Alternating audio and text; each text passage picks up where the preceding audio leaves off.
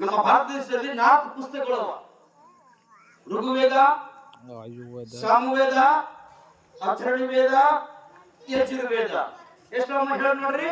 ಮೊದಲನೇದು ಋಗ್ವೇದ, ಎರಡನೇದು ಸಾಮವೇದ, ಮೂರನೇದು ಅಥರ್ವವೇದ, ನಾಲ್ಕನೇದು ಋಗ್ವೇದ, ಸಾಮವೇದ, ಯಜುರ್ವೇದ.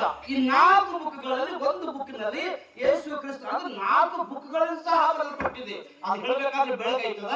ಒಂದೇ ಒಂದು ವಚನ ನೋಡ್ಕೊಂಡು ನೋಡಿ.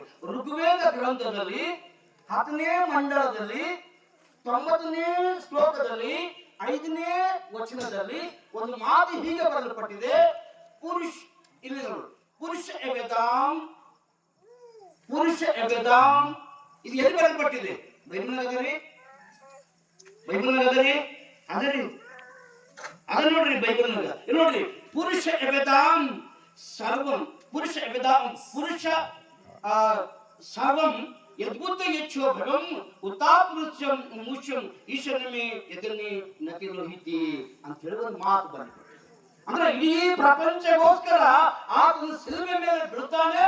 3 ದಿವಸಗಳ ಎದ್ದು ನಮ್ಮ ಪಾಪಗಳಿಗೋಸ್ಕರ ಆತನು ಜೀವಿಸ್ತಾನೆ, ಎಲ್ಲಾ ಪಾಪ ಆಳ್ತಾನೆ ಅಂತ ಹೇಳಿ ಈ ಮಾತು ಇಲ್ಲಿ ಬರೆಯಲ್ಪಟ್ಟಿದೆ. ಪುರುಷ ವೇದಾಂ ಸರ್ವಂ ಯದ್ಭುತ ಯಚ್ಛೋಭಗಂ ಯಥಾಪೃತಶ್ಯಂ ಈಶನ್ಯಂ ಇದನ್ನೇ ನತಿರೋಹಿತಿ.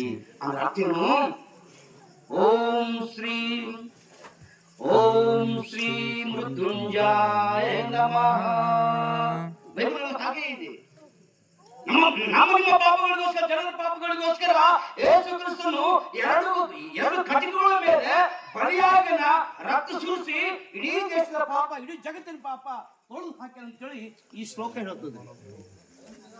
ಅದೇ ಬೈಬಲ್ ಎಂತ ಭಾಗ್ಯವಂತರು ನಾವು. ಯಾಕ್ರಿ ನಾವು ದೇವರನ್ನ ತಮಾಷೆಯಾಗಿ ಹಾಡೋಣ?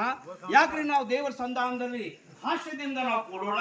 ಯಾಕೆ ದೇವರ ಸಂಧಾನದಲ್ಲಿ ಸಂತೋಷದಿಂದ ನಾವು ಕೂಡೋಣ? ದೇವರ ಸಂಧಾನದಲ್ಲಿ ನೀವು ಬರುವಾಗ ನೀ ಯಥಾರ್ಥ ಮನಸ್ಸಿನಿಂದ, ಪ್ರಾರ್ಥನೆಯಿಂದ, ಭಕ್ತಿಯಿಂದ, ಭಯದಿಂದ ನೀನು ಬರೋದಾದ್ರೆ ಬೈಬಲ್ ಹೇಳ್ತದ, ನಿನ್ನ ಮನೆಯ ಒಂದು ಮೂಲೆ ಗೋಡೆಯಾದ ಒಂದು ಕಲ್ಲು ಅಲ್ಲ, ಒಂದು ಸಿಮೆಂಟ್ ಚಿಪ್ಪಿ ಆದ್ರೂ ಕೆಳಗೆ ಬೀಳಲ್ಲ ಅಂತ. ಯೋಗನ ಬರೆದ ಪುಸ್ತಕದಲ್ಲಿ